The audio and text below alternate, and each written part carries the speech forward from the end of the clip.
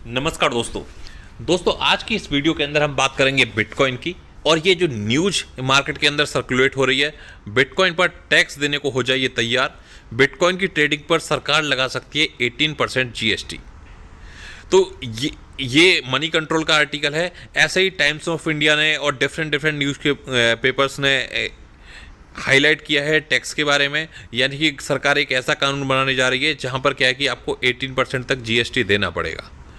तो यहाँ पर इस आर्टिकल को मैं स्टेप बाय स्टेप डिकोड करूँगा और साथ ही साथ क्या है कि यहाँ पर मैं बिटकॉइन के बारे में बात करूँगा।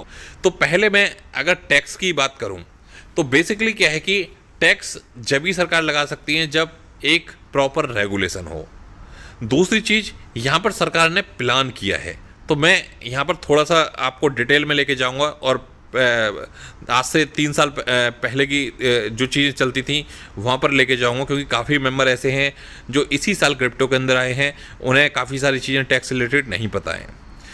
तो बेसिकली क्या है कि अगर मैं 2016 की बात करूँ, 2017 की बात करूँ, तो उस टाइम क्या होता था, जब हम जेपे के ऊपर से कोई भी अमाउंट विड्रॉल करते थे या डिपॉजिट करते थे तो वहाँ पर क्या है कि वो 10 रुपीज़ समथिंग चार्ज करते थे और उस 10 रुपीज़ के ऊपर वो टैक्स भी लगाते थे।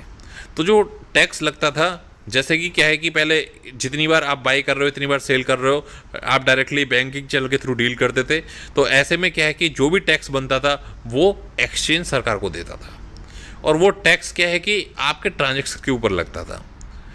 तो अभी तक कोई ऐसा रूल नहीं था कि डायरेक्टली आपको टैक्स पे करना पड़ेगा। तो उस टाइम क्या होता था, जो आप आईएनआर डिपॉजिट कर रहे हो, विड्रॉल कर रहे हो, उस टाइम पे क्या है कि 10 रुपीज़ जेब पे चार्ज करता था, उस 10 रुपीज़ के ऊपर वो कुछ टैक्स चार्ज करता था और वो टैक्स क्या भारत सरकार को जाता था।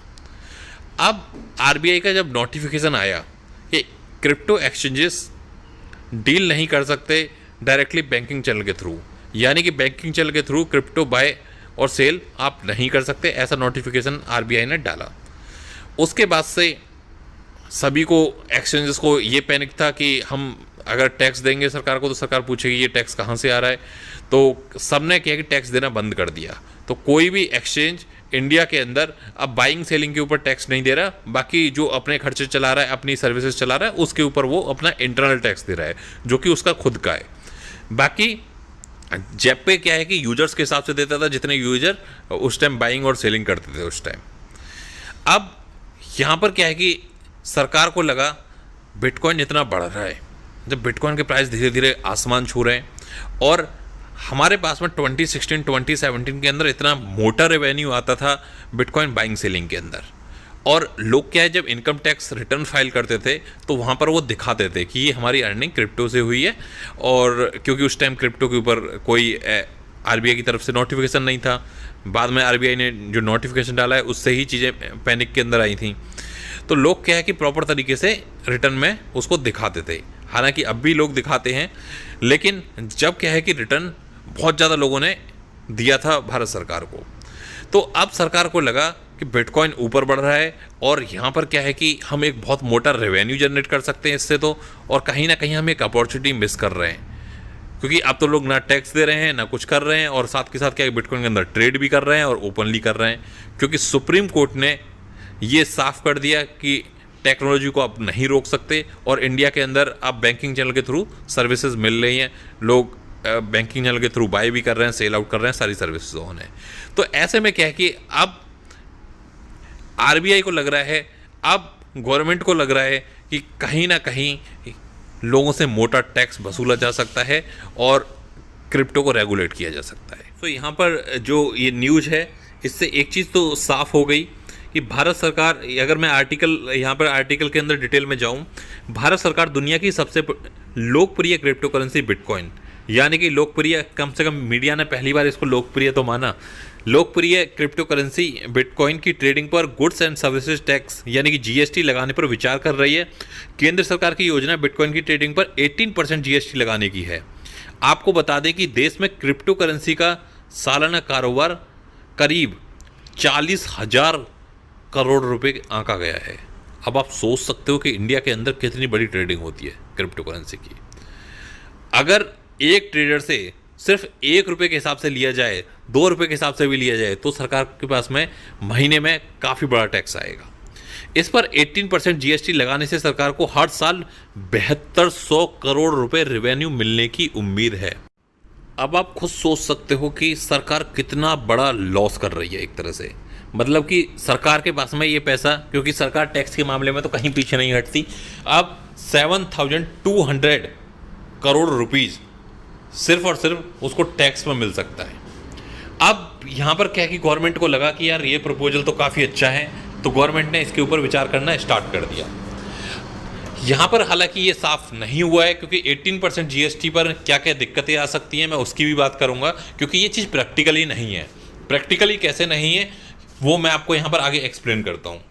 तो यहाँ पर क्या है कि अगर आप देखोगे इस आर्टिकल के अंदर क्लियरली लिखा हुआ है, रेवेन्यू मिलने की उम्मीद वित्त मंत्रालय के तहत काम करने वाली सेंट्रल इकोनॉमिक इंटेलिजेंस ब्यूरो यानी कि CEIB, इन्होंने क्या है कि ये प्रपोजल सबमिट किया है और 7200 करोड़ बहुत बड़ा अमाउंट है।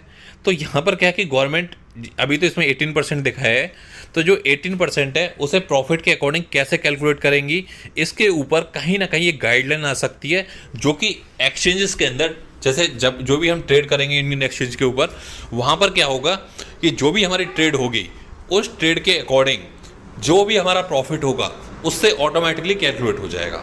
तो गवर्नमेंट हो सकता है इस प्रोसीजर के ऊपर काम कर रही हो, लेकिन यहाँ पर क्या है कि सबसे बड़ी जो इम्पोर्टेंट चीज़ ये है, अगर इंडिया के अंदर 18% जीएसटी लगेगा, बाकी कंट्री के अंदर टैक्स नहीं है। जब बाकी कंट्री के अंदर टैक्स नहीं है तो लोग क्या है कि बाहर से बिटकॉइन बाय करना स्टार्ट कर देंगे और कहीं ना कहीं एक इंडिया के अंदर ब्लैक वाली चीज़ें बढ़ जाएंगी, क्योंकि इंडियन जो भी एक्सचेंज हैं उन पर क्या है कि कहीं ना कहीं वॉल्यूम कम हो जाएगा।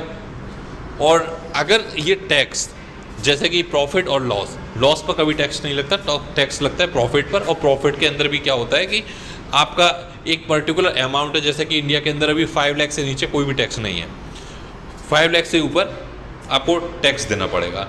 तो जो आपका टोटल प्रॉफिट है उसके ऊपर टैक्स कैलकुलेट होता है।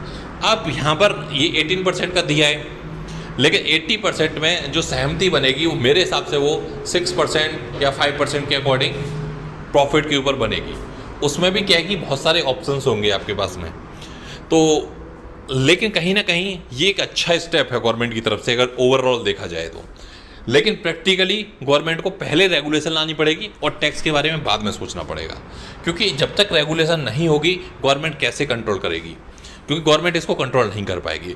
अगर रेगुलेशन आ जाएगी तो अल्टीमेटली इसमें हमारा फ़ायदा है। हमारा फ़ायदा ऐसे है, अगर भारत के अंदर जैसे ही रेगुलेशन का अनाउंसमेंट भी हो गया तो गांव का वो आदमी भी बिटकॉइन बाय करेगा जो आज के टाइम में बिटकॉइन को नहीं समझता। आज के टाइम में वो लोग भी बिटकॉइन को बाय करेंगे जो लोग कहते थे कि ये स्कैम है, क्योंकि एक तरह से क्या है कि सरकारी मोहर लग जाएगी। और फिर जो बैंक के अंदर हमारे यहाँ फिक्स्ड डिपॉजिट हैं, जो बैंक के अंदर नॉर्मल SIP चल रही हैं लोगों की, और डिफरेंट RD चल रही हैं, वो कहीं ना कहीं वो पैसा डाइवर्ट होने लगेगा क्रिप्टो करेंसी के अंदर। और जो क्रिप्टो करेंसी का प्राइस है वो काफ़ी हद तक बहुत ऊपर पहुँच जाएगा, क्योंकि इंडिया के अंदर सबसे ज़्यादा बायर हैं आज के टाइम में भी। अगर मैं वर्ल्ड के टॉप एक्सचेंज की बात करूं तो सबसे ज़्यादा ट्रैफिक इंडिया से ही जा रहा है। सबसे बड़ी जो ट्रेडिंग है आज के टाइम में वो इंडिया के अंदर ही हो रही है, इसीलिए जितने भी एक्सचेंज है वो इंडिया के अंदर मूव कर रहे हैं। और इंडिया के जो अपने एक्सचेंजेस हैं उनके अंदर अगर आप इन्वेस्टमेंट देखोगे वो धीरे धीरे क्या है कि बाहर के एक्सचेंजेस का ही इन्वेस्टमेंट है। और कई एक्सचेंज ऐसे हैं जो बाइनेंस ने इंडिया के अंदर खरीद लिए हैं। तो यहाँ पर क्या है कि जो ओवरऑल गुड स्टेप है, लेकिन प्रैक्टिकली पहले क्या है कि अगर आज से मैं 1 साल पहले की बात करूं तो टाटा कंसल्टेंसी सर्विस यानी कि TCS ने क्या है कि ऐसी एप्लीकेशन बनानी स्टार्ट कर दी थी, जहां पर क्या है कि जितने भी बिटकॉइन के ट्रांजैक्शन होंगे वो ट्रैक किए जा सकें और उन ट्रांजैक्शन के अकॉर्डिंग टैक्स कैलकुलेशन की जा सके और बहुत सारी चीज़ें की जा सकें। और साथ ही साथ जो एक्सचेंज इंडिया के अंदर काम कर रहे हैं उनके साथ में वो सॉफ्टवेयर डायरेक्टली इंटीग्रेट हो सके। और ये कोई आज से काम नहीं चल रहा, गवर्नमेंट इस पर बहुत पहले से विचार कर रही है और बहुत पहले से काम कर रही है। और गवर्नमेंट को भी पता है कि बिटकॉइन को रोकना इम्पॉसिबल है, तो कहीं ना कहीं इसको एडप्ट करना पड़ेगा। और वैसे भी हमारे देश का इतिहास रहा है, हमारा देश किसी भी टेक्नोलॉजी को सबसे बाद में एडप्ट करता है, और जबकि सबसे ज़्यादा टेक्नोलॉजी में इंडियन ही है।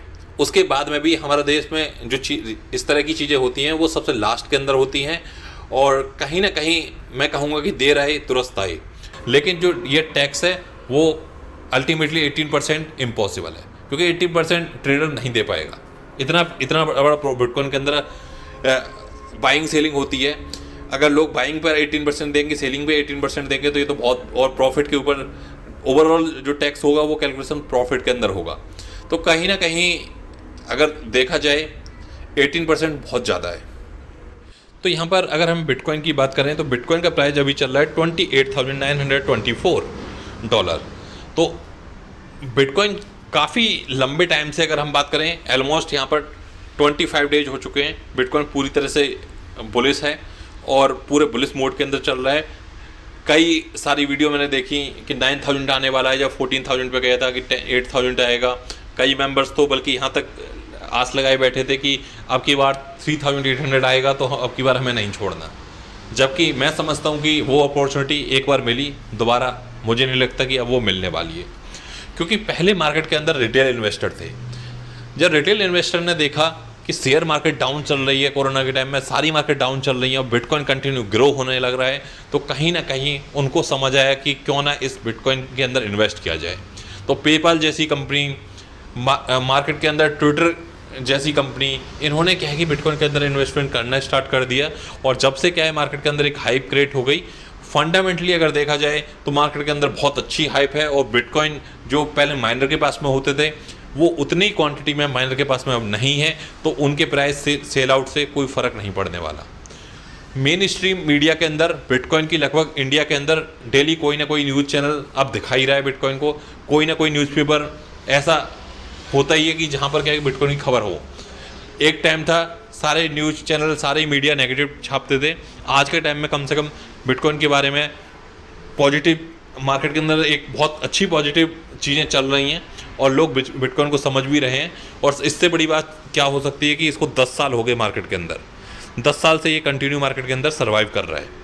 तो यहाँ पर सपोर्ट की मैं बात करूँ, करंट सपोर्ट 26,400 की करंट सपोर्ट है। और अगर हम आगे की बात करें तो मैं एक्सपेक्ट कर रहा हूँ यहाँ पर 33,000 बहुत जल्दी बिटकॉइन जाएगा। बस यहाँ पर जो सपोर्ट, जो रेजिस्टेंस है करंटली वो है 30,200 की। उससे पहले ही बिटकॉइन बार बार अभी 29,200 से डाउन आ गया, फिर बार बार इसको ब्रेक करने की कोशिश कर रहा है, और एक दो बार में जहाँ अच्छा स्पाइक आएगा डेफिनेटली 30 पार हो जाएगा। अगर मैं ऑल्ट कॉइन की बात करूं तो यहाँ पर जब BTC एक बार जिस स्पीड से भी बढ़ रहा है वहाँ से एक स्टॉपेज लेगा, एक करेक्शन लेगा, एक मिड के अंदर आएगा, तो डेफिनेटली क्या है कि वहाँ से हम एक ऑल्ट कॉइन के अंदर हम थोड़ा सा मोमेंट देख सकते हैं। अगर इसी स्पीड से बिटकॉइन बढ़ता रहा तो ऑल्ट और ब्लीड होंगे। और अभी क्या है कि लार्ज कैप को छोड़कर मिड कैप, लो सतोशी कॉइन तो भूल जाइए।